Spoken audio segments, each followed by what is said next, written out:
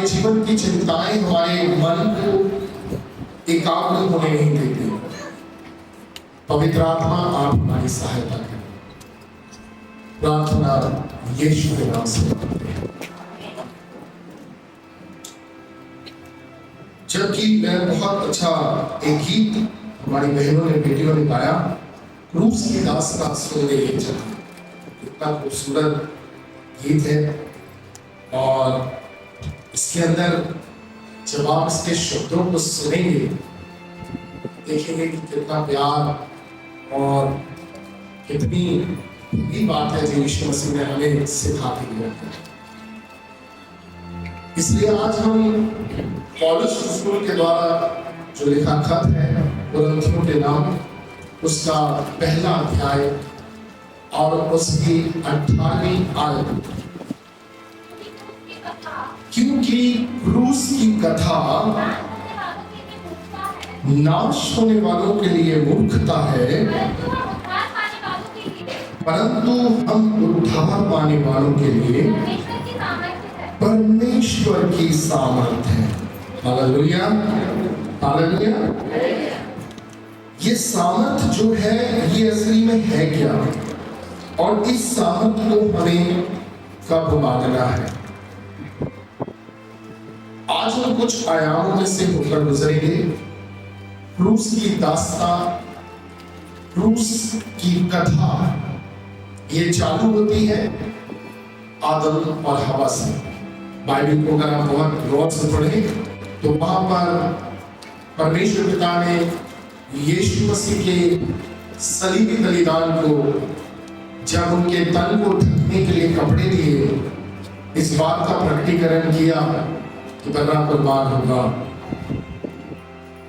चरनी से क्रूस की कथा प्रारंभ होती है, जहां यीशु मसीह पैदा होता है और सलीब पर वो क्रूस की कथा हमारे उद्धार के साथ खत्म होती है। मेरे अजीजों, आज हम कुछ बात को सीखेंगे जो हमारे विश्वासी जीवन के लिए जरूरी है। इस क्रूस की कथा में जो यीशु मसीह लटका हुआ है, आप और मैं किन बातों को देखने पाते हैं। कई साल हमने उन बातों को देखा है, सुना है, गाया है, लेकिन उस क्रूस में चढ़े हुए यीशु मसीह में हमें क्या दिखता है? कौन सी बातें हैं जो उसके अंदर उस क्रूस की कथा में हमें नजर आती हैं? और इन 2 दिनों में हम इसी बात को देखेंगे कि खुदावंद यीशु मसीह ने हमें हमारे जीवन के लिए क्या कहा है। और कुछ बातें हैं उससे पहले हमें जानना है। हम बड़े ईमान और विश्वास से आए हैं, लेकिन बाइबल हमें कुछ चीज को बताती है। कई बार हमारी जिंदगियों में समाधान हमारे आंखों के सामने होता है और हम उसे देख नहीं पाते।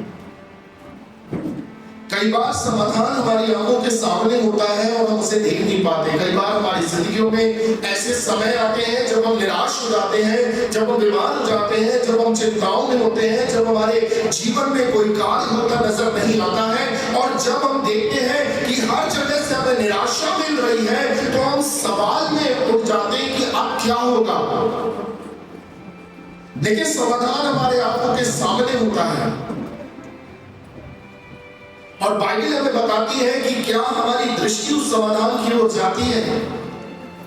उत्पत्ति, जब बाइबल को आप बहुत गौर से पढ़ेंगे तो आप परमेश्वर ने हर एक बातों को जो लिखाया गया है ना, वो इसलिए लिखाया गया है कि आप और मैं उन बातों को जाने। हम सब कभी ना कभी अपने जीवन में उन पलों से निकले हैं जब हम दुख की वेदनाओं से होकर गुजरे हैं, जब हम डर गए हैं, जब हम निराश हो गए हैं, जब हमने प्रार्थनाएं तो की लेकिन उत्तर नहीं आ रहा है, और निराश होकर हम शांत बैठ जाते हैं कि हमारे साथ हो क्या रहा है। और ऐसे ही एक किरदार है बाइबल के अंदर जिसका नाम है हाजरा। आपने गौर किया हाजरा के समय में क्या हुआ था? बाइबल को जब आप आराम से पढ़ेंगे आप देखेंगे कि अब्राहम ने हाजरा को मात्र रोटी और पानी देकर उसे विदा कर दिया, उसे निकाल दिया। अब एक ऐसा समय आया कि उसका बेटा प्यास से मर रहा है जिसे वो देख नहीं सकती है, परेशान हो रही है, उसने खूब ढूंढा, उसे कुछ नहीं मिला। उसने खूब ढूंढा, कुछ नहीं मिला। अंत में वो उससे दूर की, मैं इसको मरते हुए नहीं देख सकती, निराश होगी कि अब कुछ नहीं हो सकता, दूर जाकर बैठ गई। और बाइबल को जब आप गौर से पढ़ेंगे तो वहां पर लिखा है परमेश्वर के पास तक उसकी दुहाई पहुंची और खुदा का कलाम उसके पास पहुंचा और परमेश्वर ने उसकी आंखें खोली और हुआ तो वही था, लेकिन उसे अब नजर आया। हालेलुया। हमारे आंखों के सामने खुदावंद यीशु मसीह सलीब पर कुर्बान हुआ।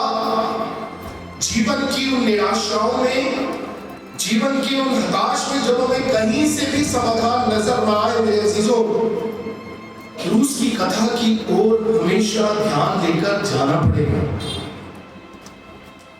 आजकल हमारे जीवन में क्या हो गया, हम कौन से वाले यीशु मसीह को पसंद करते हैं? कौन से?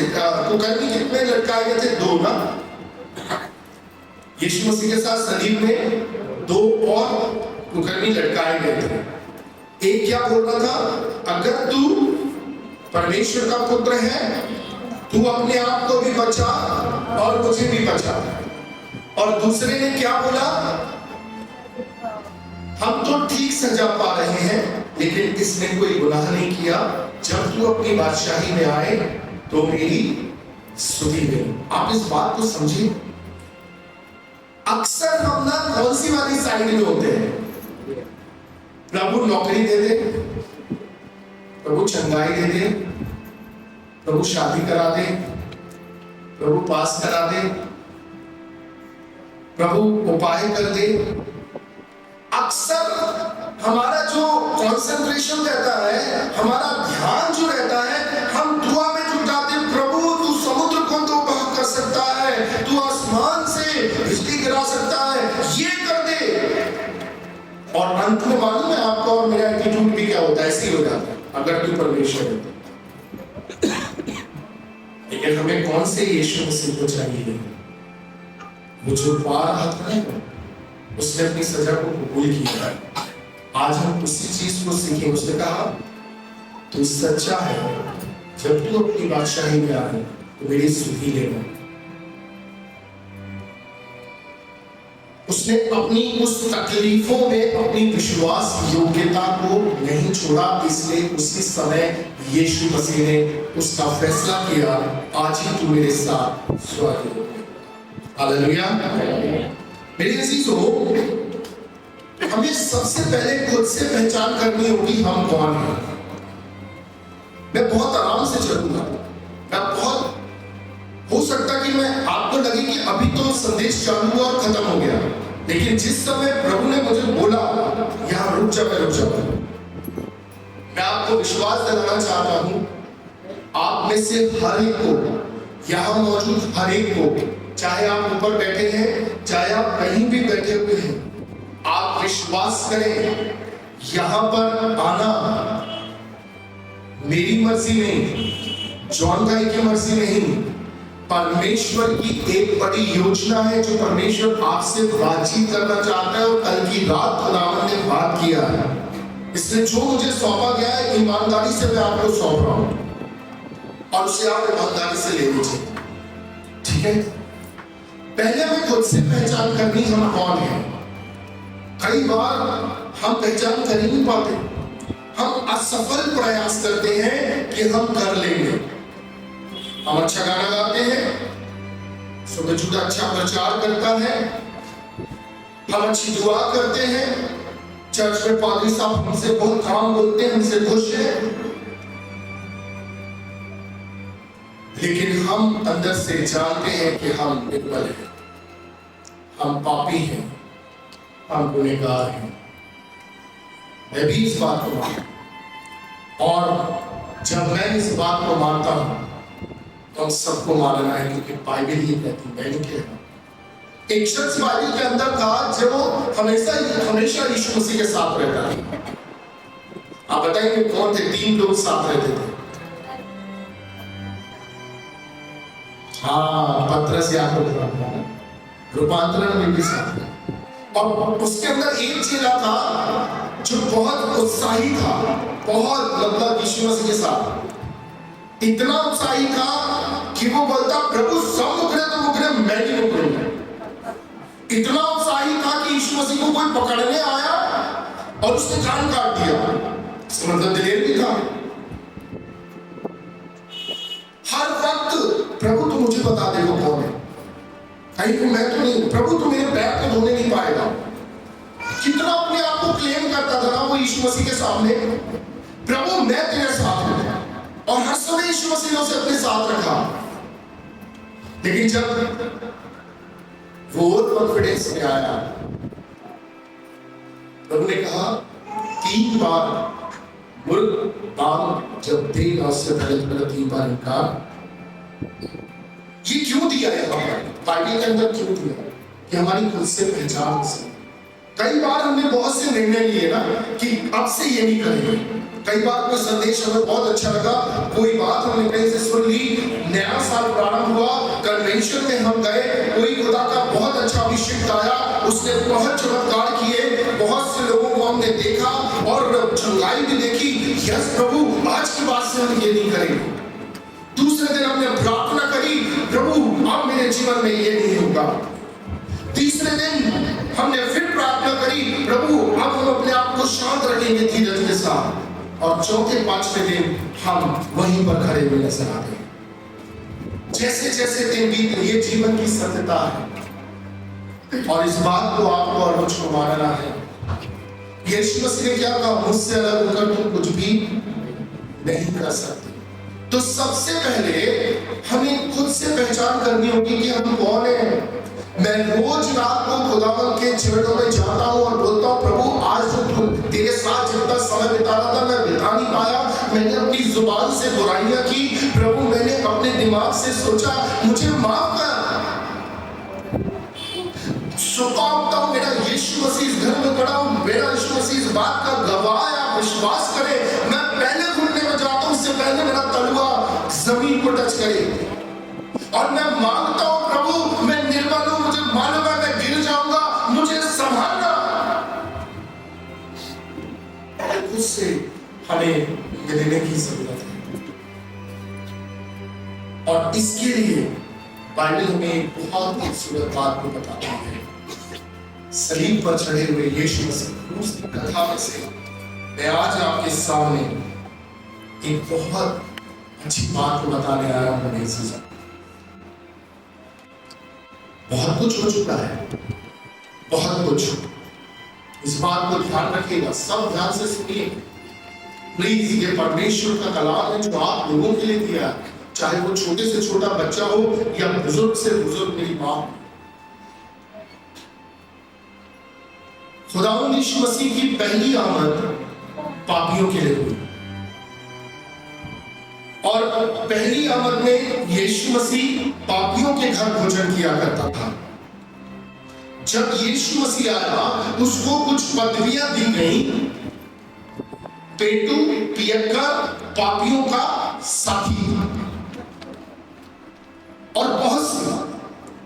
और जब वो आया पापियों के लिए तो उसने उस कार्य को पूरा किया, चाहे वो जक्कई हो, चाहे फिर कोई भी गुनहगार उसके पास आया उसने उसे जीवन दिया, चाहे पापी स्त्री हो या फिर पाप मत करना।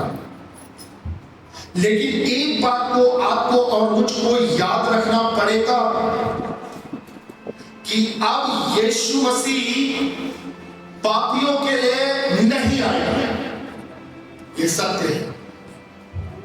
अब वो धर्मियों के लिए आए। और एक और बात को आपको और मुझको सीखना होगा और जानना होगा कि यीशु मसीह पहले गधी पर आया लेकिन अब घोड़े पर आएगा। न्याय का राजदंड उसके पास होगा। बाइबल को बहुत अच्छे से जब आप पढ़ेंगे तो लोगों ने पूछा तेरी पोशाक में ये दाग कौन से हैं, और वो वध करता हुआ आया जिन्होंने उसकी आज्ञा को न माना।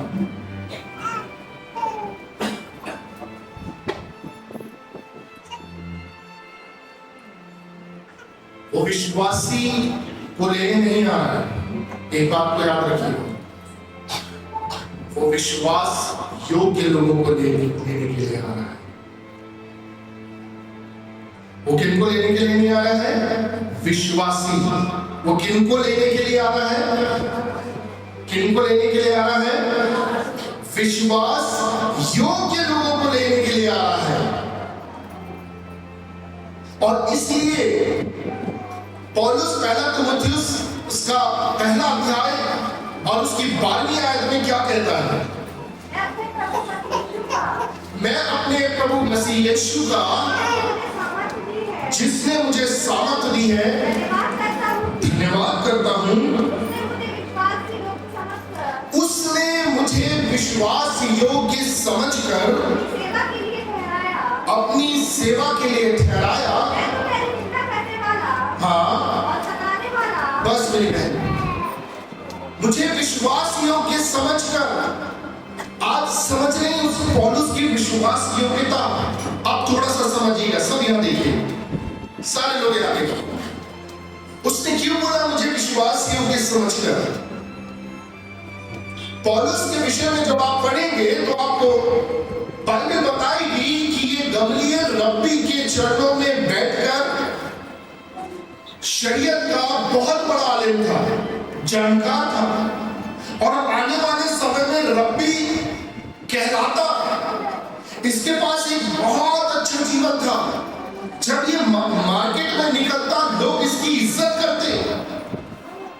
जब ये शाऊल था और जब ये मसीह पंथ के लोगों को कैद में डालने के लिए जा रहा था, रास्ते में उसे एक आवाज आई और उसने कहा, मैं यीशु हूं जिसे तू सताता है। ये विश्वास योग्यता कहां से आई उसके पास? आपको मालूम है, जब शाऊल पौलुस बना, वो 14 साल अपनी उन तमाम चीजों को छोड़कर यीशु मसीह की खोज में लग गया। और उसके बाद उसका जीवन, उसने 39 5 बार बेटे खाई। अब उसका जीवन देखिए कैसा हो गया है। अब उसको जेलों में रखा जा रहा है, काट में ठोका जा रहा है। और बाइबल ऐसा बताती है कि कई बार उसे मरा समझकर गांव के बाहर छोड़ दिया गया।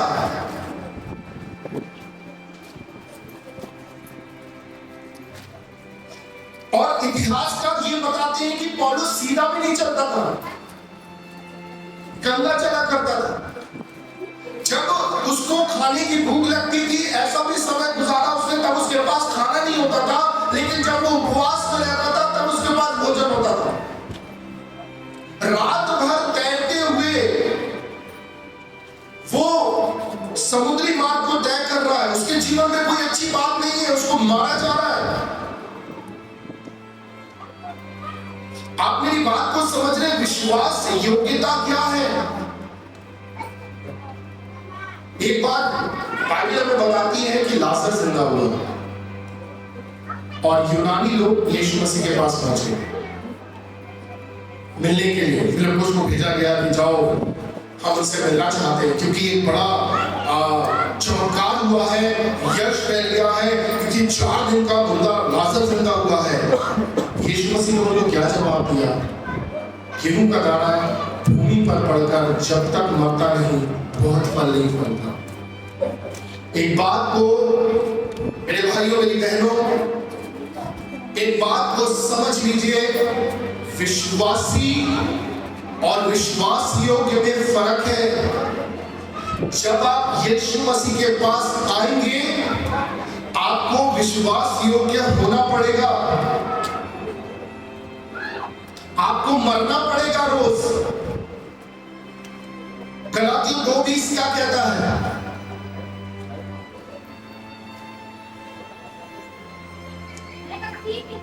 हाँ, मैं मसीह के साथ क्रूस पर चढ़ाया गया हूँ। अब मैं जीवित ना रहा, पर मसीह मुझ में जीवित है। अब मैं जीवित ना रहा, लेकिन मसीह मुझ में जीवित है। कई बार हमारी जिंदगियों में हमें हमेशा ये बताया जाता है, यीशु मसीह पर विश्वास करो, तुम्हें नौकरी मिलेगी,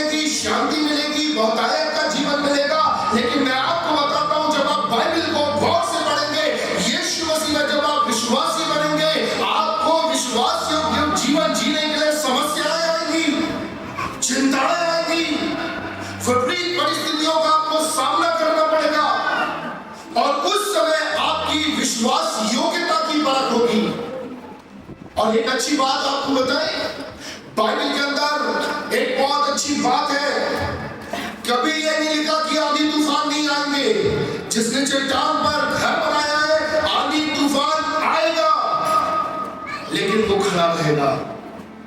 आपने कभी गौर किया, जब दानियल को सिंहों की मान में डाला गया और जैसे ही शेर आए, बहुत गौर से पढ़िएगा, भूखे शेरों को छोड़ने तक दानियल अकेला रहा और उसके बाद परमेश्वर वहां पर आया।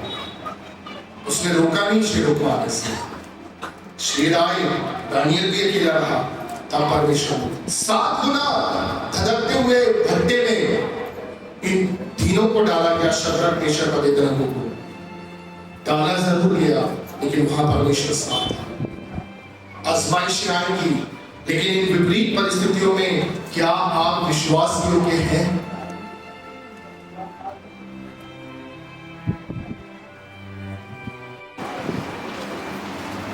वो विश्वास योग्यता जब यीशु मसीह का रूपांतरण हुआ, एक जगह पर बाइबल बताती है कि उसकी मौत के विषय में मूसा और एलिया बात कर रहे थे और यीशु मसीह ने उस सलीब को चुना।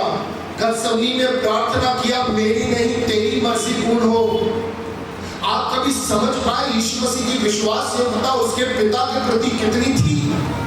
यूहन्ना 13 को पढ़िएगा, उसके स्टार्टिंग में लिखा है, बाइबल बताती है यीशु मसीह ने यह जानकर कि अब सारा अधिकार मुझे दे दिया गया है, उसने अंगूठा दिया और चेलों के पैर धोना प्रारंभ कर दिया।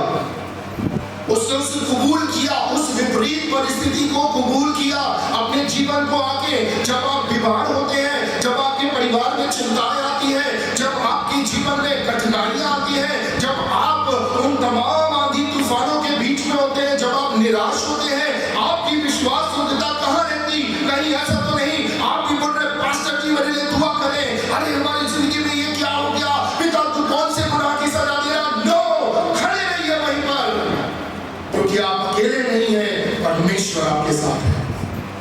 Hallelujah, hallelujah, hallelujah. वो विश्वास योग्य रहा। उसकी सलीब का आपको मालूम है, उसका मैं इन दिनों में जब मैं प्रचार कर रहा हूँ बहुत सी जगहों पर, मैं अक्सर इस चीज को बताता हूँ कि कई बार हम ना एक सेंटेंस बोल के निकल जाते हैं कि यीशु मसीह सलीब पर हुआ। वैसे ही नहीं, वो खुदा का बेटा है।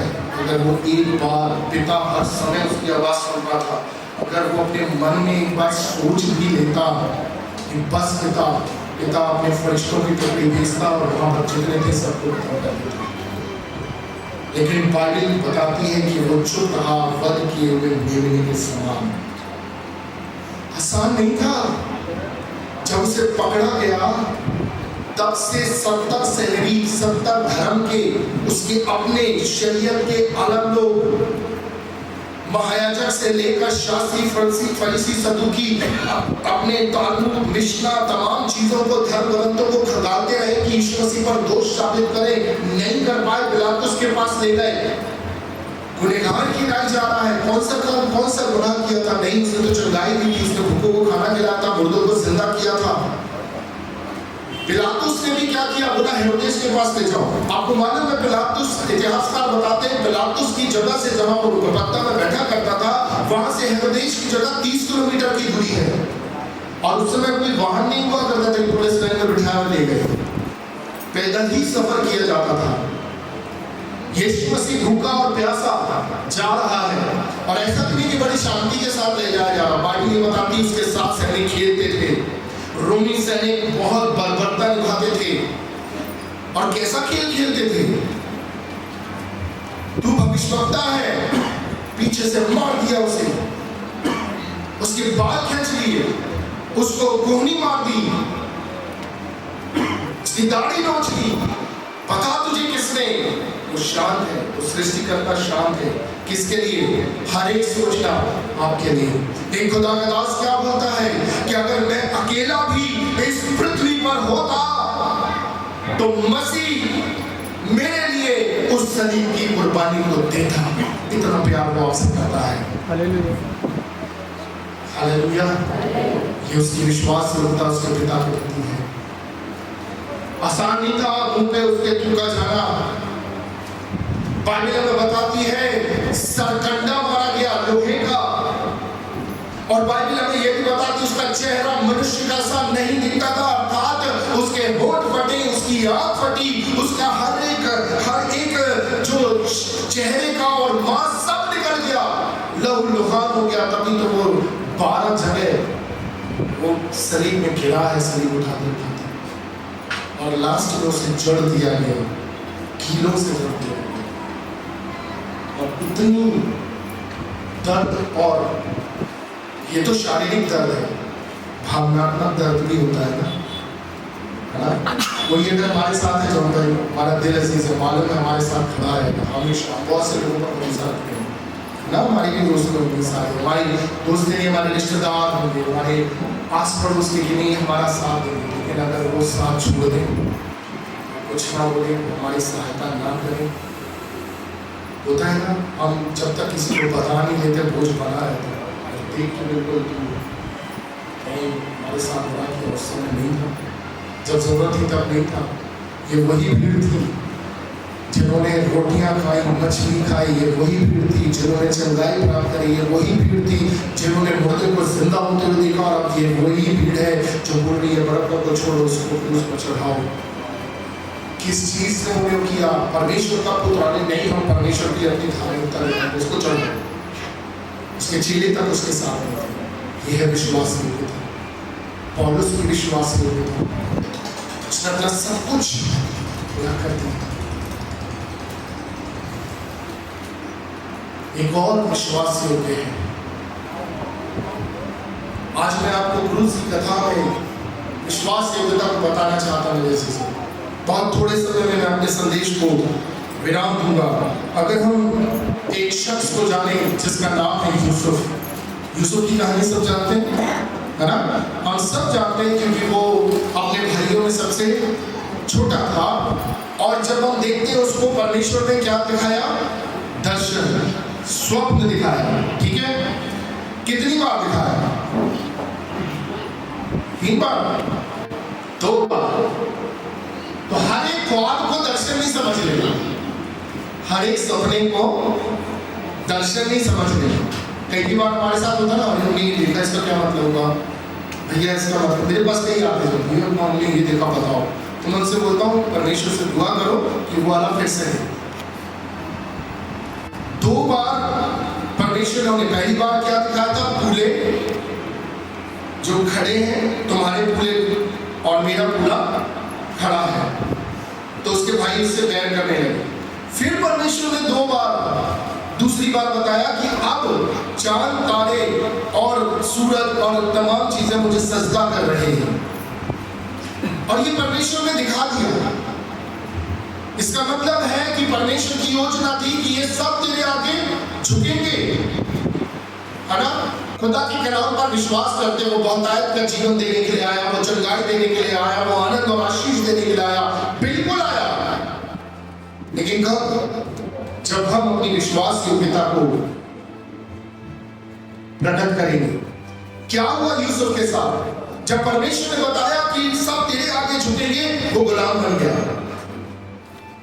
अब जब गुलाम बन गया, उस समय बाइबल ये नहीं बताती उसने परमेश्वर से शिकायत की। वो हर समय सजदे में झुकता और प्रार्थना करता था। अभी गुलाम रहा ही था, थोड़ा सा आराम मिला और उसके बाद तुरंत उसको कैद में डाल दिया गया। फिर भी वो अपने विश्वास योग्यता में बना रहा कि परमेश्वर जो कहता है वो करता है। और मेरे अजीजों, एक वो समय आया 13 साल बाद, एक वो समय आया जब परमेश्वर ने उसके समय को बदल दिया और फिरौन के सामने उसे खड़ा कर दिया, और अब वो राजा है। हमारे जीवनों में हम विपरीत परिस्थितियों में कितने विश्वास योग्य रहने पाते हैं। क्या हमने कभी अपनी बीमारी में खुदावंद का शुक्र अदा किया कि प्रभु आज मेरा सर बहुत दर्द दे रहा, आज फीवर बहुत है, तेरा धन्यवाद, क्योंकि मैं वचन पर विश्वास करता हूं कि तेरी कल्पनाएं जो मेरे विषय है वो लाभ की है, हानि की नहीं। अंत में तू मेरी आशा को पूर्ण करेगा। और जब आप उसके साथ धन्यवाद देंगे,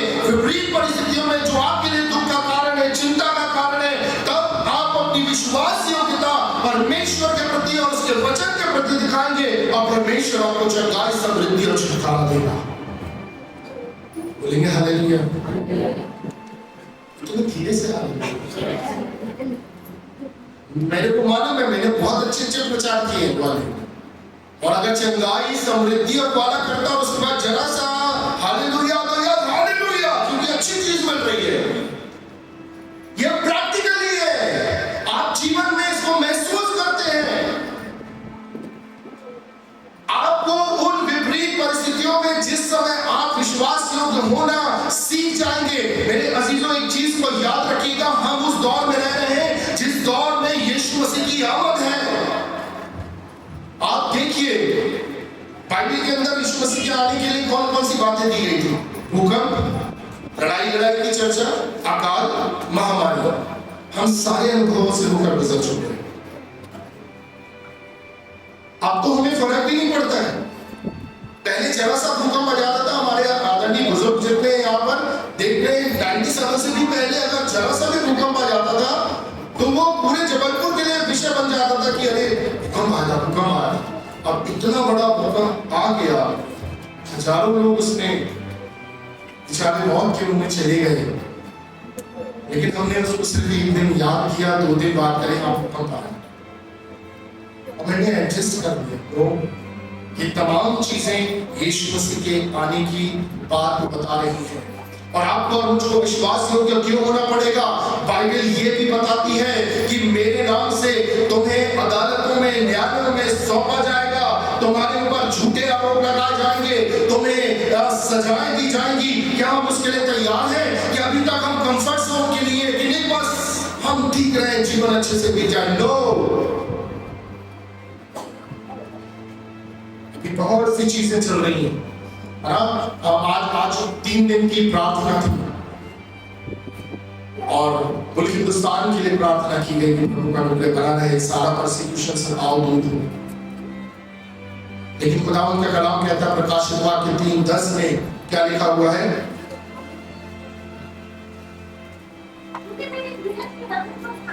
तूने मेरे धीरज के वचन को थामा है, इसलिए मैं भी तुझे परीक्षा के उस समय हाँ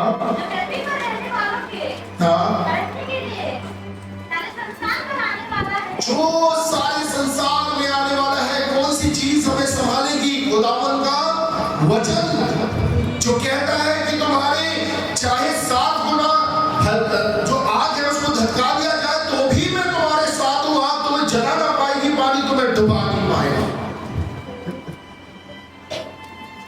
और उस क्रूस की कथा में मेरे अजीजों, कई बार जब आप बाइबल को पढ़ते हैं तो पुराने अहद में परमेश्वर को जो प्रकट किया गया है, कहूंगा कि मतलब परमेश्वर बदला देता है, आग से भस्म कर देता है, वो बड़ी आग है। लेकिन जब आप नए नियम को पढ़ते हैं तो वहां पर यीशु मसीह के वसीले में पता चलता है कि परमेश्वर हमारा पिता है और दया का धनी है और वो धर्मी परमेश्वर है।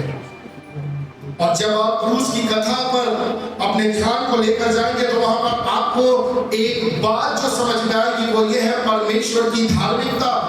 आप और मैं जो कुछ कर ले, हम अपने कितने अच्छे काम को कर ले, लेकिन हम अपने बलबूते पर स्वर्ग राज्य में प्रवेश नहीं कर सकते। और हमें किसी चीज की आवश्यकता है, कुछ ऐसी बात जो हमारी जिंदगी में हमें मिली हो।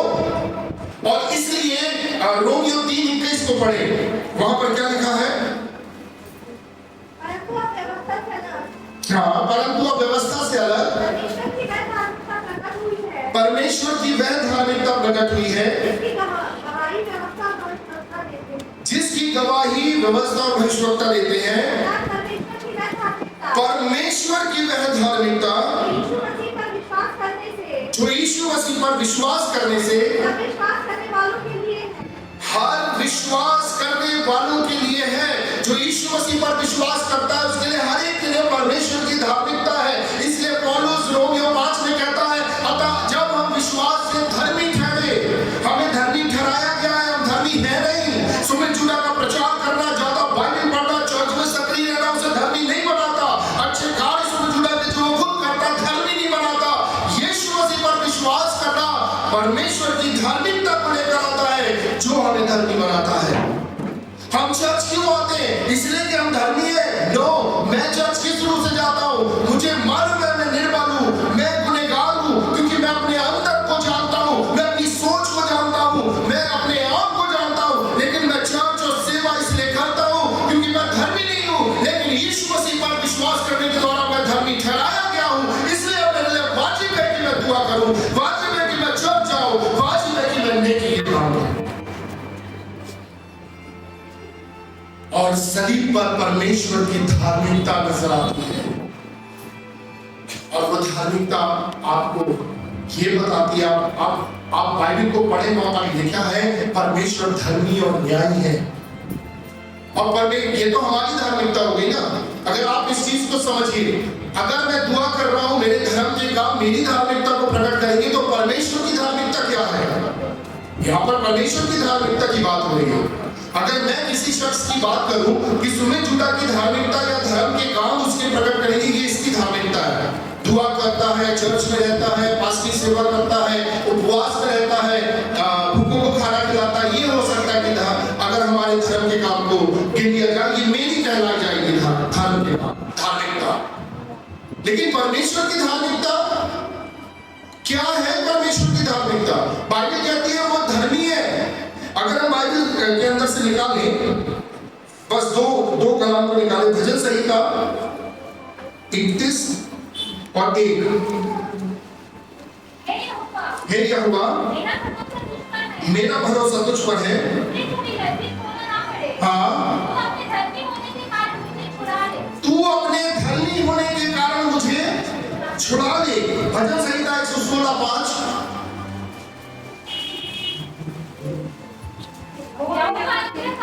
यहोवा अनुग्रहकारी और धर्मी है, और हमारा परमेश्वर दया करने वाला है। वो धर्मी है। परमेश्वर की धार्मिकता आपको कहां नजर आती है?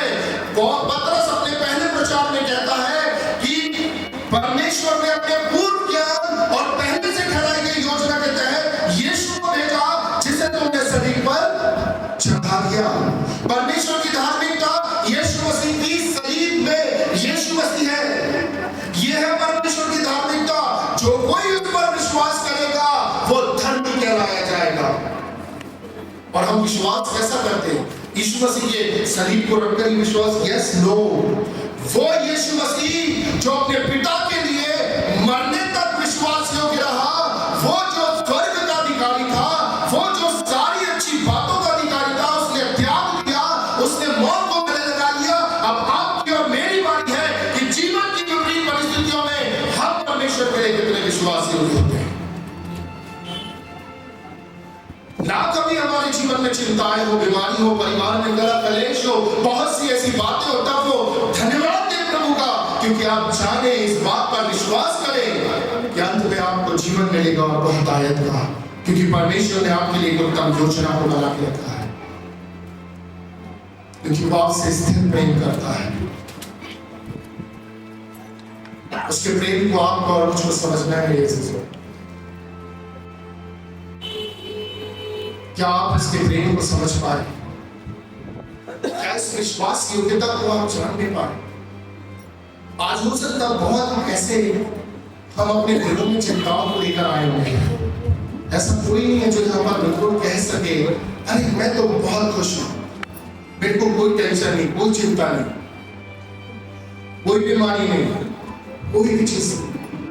हम सबों के अंदर कहीं ना कहीं कुछ ना कुछ बात की कमी पाई जाती है। कुछ ऐसी बातें जो हमें घबरा देती हैं, चाहे वो हमारे परिवार में हो, चाहे वो हमारे बच्चों के प्रति हमारी चिंताएं हो, चाहे हमारी बीमारी हो, चाहे शारीरिक निर्बलता हो।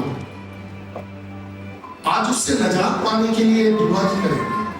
आज धन्यवाद देंगे कि प्रभु धन्यवाद कि तूने मुझे उस जगह पर रखा है कि मैं उस आजमाइश से होकर गुजरूं और अपनी विश्वास की योग्यता को प्रमाणित कर सकूं कि प्रभु मैं सिर्फ तेरे पास आशीष पाने के लिए, चंगाई पाने के लिए नहीं आता, मैं सिर्फ तेरे पास इसलिए आता हूं क्योंकि तूने मेरे लिए चाहा। मैं इसलिए आता हूं क्योंकि तूने मुझे जीवन दिया और मैं विश्वास योग्य हूं। मेरे अजीजों में एक सच्ची घटना आपको बताकर दुआ में हम जाएंगे। मुल्क हिंदुस्तान की एक ऐसा इलाका यूपी का था जहां पर एक बदमाश हुआ करता था जिसके ऊपर 12 मर्डर और 36 हाफ मर्डर थे और उस इलाके के लोग उससे बहुत परेशान थे। कोई भी रात को घर से निकल नहीं पाता था, वो किसी के घर में लूट कर लेता था और बहुत लोग परेशान हो चुके थे। अंत में एक दिन वो पकड़ाया। लोगों के अंदर बड़ा क्रोध था और कोर्ट को उसे ले जाया गया। उसका जुर्म प्रमाणित हो गया और भीड़ ने एक बड़े आवाज में एक स्वर में बोला कि इसको खुले में फांसी दे। मौत की सजा उसे सुनाई गई, खुले में फांसी दो कि कोई और ऐसा बदमाश या गुंडा ना निकले जो इतनी बदमाशी करे। और भीड़ और पब्लिक की उस तमाम प्रेशर को देखते हुए ये फैसला लिया गया, ठीक है फला दिन को इसको यहाँ पर फांसी खुले में दी जाएगी। और पूरी भीड़ इकट्ठा थी और वो दिन आ गया। सब क्रोध से भरे हुए थे क्योंकि सभी ने कुछ ना कुछ उससे त्रस्त हो गए थे और उसके और जब उसे लाया गया, लोग खतराव करने लगे मारने के लिए उसे। और जब भीड़ चिल्ला रही थी, सारी चीज कर रही थी, उतने में एक लेडी वहां पर आके खड़ी हुई और एक गर्दन उसे भी लगा। भीड़ ने देखा और वो इशारा करने लगी कि रुको रुको रुको कुछ। और भीड़ का जब पूरा ध्यान उस लेडी के ऊपर गया तो उस महिला के ऊपर गया तो भीड़ शांत हुई थोड़ा सा कि कुछ कहना चाह रही। तो वो कहती है, बेशक जिसको फांसी दी जाने वाली है, बेशक उसने गुनाह किया है और बहुत बड़ा गुनाह किया है और उसकी यही सजा होनी चाहिए। लेकिन मैं आपको बता दूं, इस दशा में भी मैं इससे प्यार करती हूँ और ये मेरे लिए दिलचस्प है। वो उसकी बात है और हर उसे तो सजा दे दी गई। लेकिन मैं इसके अंदर जब इसको मैंने पढ़ा, इस कहानी को पढ़ा, बेशक हमारे जीवनों में कई गलतियां पाई जाती हैं, निर्बलताएं पाई जाती हैं, सोच से करते हैं, वो हमारे मन की बातों को जानने वाला है। हम भूल के करते हैं, हम बुराइयों में फंस जाते हैं। लिखा है परमेश्वर के लोगों के प्रति एक किताब लिखी जाती है। कई बार हम अनजाने में ही बुराई करते हैं, हम अपनी जुबान को शांत नहीं रखते। बाइबल कहती है जहाँ बहुत बातें होती है वहाँ अपराध भी होता है। कई बार हमारे जीवनों में वो बातें पाई जाती हैं जो गुनाह की है, गलती की है, हम निर्दल पाए जाते हैं, पापी पाए जाते हैं। लेकिन मेरे अजीजों, उस जगह पर मैंने एक चीज को पाया कि यीशु मसीह हमारी उस दशा में भी हमसे उतना ही प्यार करता है। Hallelujah, hallelujah. इसलिए तो खुदा का कलाम कहता है, परमेश्वर अपने प्रेम की भलाई इस रीति से प्रकट करता है कि जब हम गुनहगार थे तब ठीक समय पर यीशु मसीह पापियों के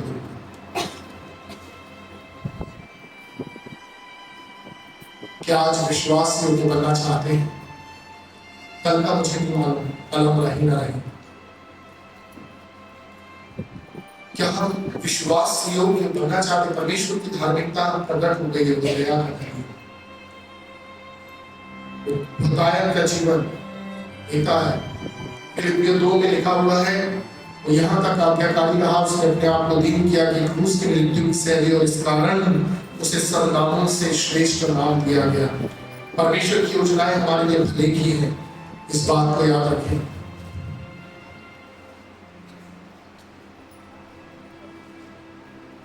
मुझे नहीं मालूम कल यीशु मसीह का आना होगा कि नहीं होगा, लेकिन मैं रोज एक खुदावंद ने एक बड़ी बात कही। अगर आप एक बात को सोचिए, इसके बाद दोबारा एक बात को सोचिए कि अगर आपको पता चल जाए कि 5 घंटे बाद यीशु मसीह आने वाला है और सब कुछ खत्म होने वाला है, आपका बैंक बैलेंस, आपका घर, आपकी नौकरी, आपके रिश्तेदार, तमाम चीजें सब खत्म, तब कुछ नहीं रहेगा। तो हर दिन ऐसा बिताओ कि कल यीशु मसीह ने बता दिया कल सुबह वो आने वाला है, तब आप यीशु मसीह के साथ जीने पाओगे। मैं आपको 4 बातें बताता हूं। परमेश्वर सब कुछ जानता है, सब विश्वास करते हैं परमेश्वर सब कुछ जानता है। यस, मैं 4 बातें आपके सामने रखूंगा जो परमेश्वर नहीं जानता। 4 बातें मानता, और आप भी मेरे साथ सहमत होंगे। ऐसा कोई गुनाह, पाप जिससे परमेश्वर प्यार करता है, परमेश्वर नहीं जानता। ऐसा कोई गुनहगार और पापी जिससे परमेश्वर नफरत करता है, परमेश्वर नहीं जानता। यीशु मसीह के अलावा और किसी चीज से उद्धार परमेश्वर नहीं जानता। उद्धार का समय अभी है और कोई समय परमेश्वर नहीं जानता। आइए अपनी आंखों को बंद करें, अपनी आंखों को बंद करें। जीवन की विपरीत परिस्थितियों में विश्वास योग्य होने के लिए परमेश्वर ने हमें बनाया है। आज इतने भी चाहते हैं कि प्रभु उनके जीवन में अपनी महान योजना को पूर्ण करे, वे अपने स्थानों पर खड़े हो सकते हैं। आज वो समय है जिस समय में खुदावंद आपके जीवन को विश्वास योग्यता के साथ ग्रहण करना चाहता है। आइए अपने स्थानों पर हम खड़े होकर अपने जीवन का समर्पण करें। खुदावंद के आगे हो सकता है कि अभी बहुत सी ऐसी बातें हैं जो हमारी जिंदगी में पूर्ण नहीं हुई। कई आजमाइशों से होकर हम गुजर रहे हैं, कई चिंताओं ने हमें घेर रखा है, कई जगह हमें निराशाओं ने घेर रखा है, कई जगह हमें सम्मान नहीं मिलता, कई जगह हम दुखी हैं। लेकिन मेरे अजीजों, आज खुदावंद चाहता है उस बात के लिए हम धन्यवाद दें ताकि अपनी विश्वास योग्यता को हम प्रमाणित करें। आइए अपनी आंखों को बंद करें और सच्चाई के साथ अपने जीवन का समर्पण खुदावंद यीशु मसीह के हाथ में करें। वो खुदावंद आपके मन की बातों को जानता है, वो आपके जीवन को आज भी लेना चाहता है, आज भी वो आपके जीवन में अपने महान कार्यों को करना चाहता है। क्या आज आप अपने दिल को खोलते हैं, जैसा कि आज जब मैं आया, मैंने इस जगह पर खुदा के भवन में उस तस्वीर को देखा जहां पर खुदावंद यीशु मसीह खटखटा रहा है। आज की शाम वो शाम है जब खुदावंद यीशु मसीह आपके जीवन में आना चाहता है। आइए आज अपने जीवन के दिल के द्वार को खोलें, कहे प्रभु का निर्बल हूं, मैं पापी हूं, तुझसे कुछ चीज छिपी नहीं, लेकिन जैसा हूं मैं तेरा हूं, मुझे कबूल कर। दुआ करें। आज बताओ, रहम कर इससे बहुत गुनाह है, लेकिन आज मैं अपने हर एक गुनाह को मानकर विश्वास से योग्यता में बढ़ना चाहता हूं। और तेरा आना इसलिए हुआ कि हम जीवन और खुदावंद रहम कर। जब मैं इस गीत को गाता हूं, मेरे अजीजों, अपने जीवन का समर्पण करें और खुदावंद के हाथों में अपने जीवन को सौंपें।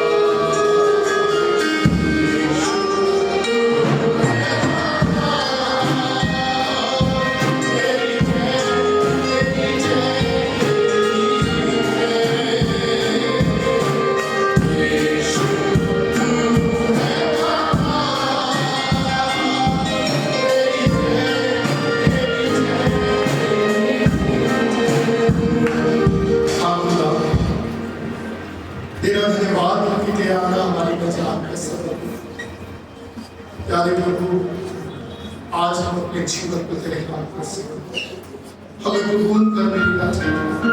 हमारी जिंदगियों में बहुत कमी कमजोरियां हैं, हमारे अंदर निर्बलताएं हैं मेरे राजा, लेकिन यीशु तेरी सामर्थ निर्बलताओं में सिद्ध होती है। इसलिए आज हमारे जीवन को कबूल कर, ताकि खुदावंद आज के बाद से हमारा जिंदगी, हमारा जीवन, हमारा हर एक कार्य तेरी महिमा का कारण ओ पिता में तैयार जीवन की विपरीत परिस्थितियों में तेरे लिए विश्वास योग्य रहने की सामर्थ्य में से हर एक को प्रदान कर, जिससे हर एक बात में हम घटे लेकिन हमारी जिंदगियों से यीशु तेरा नाम चला। प्रार्थना यीशु के नाम से।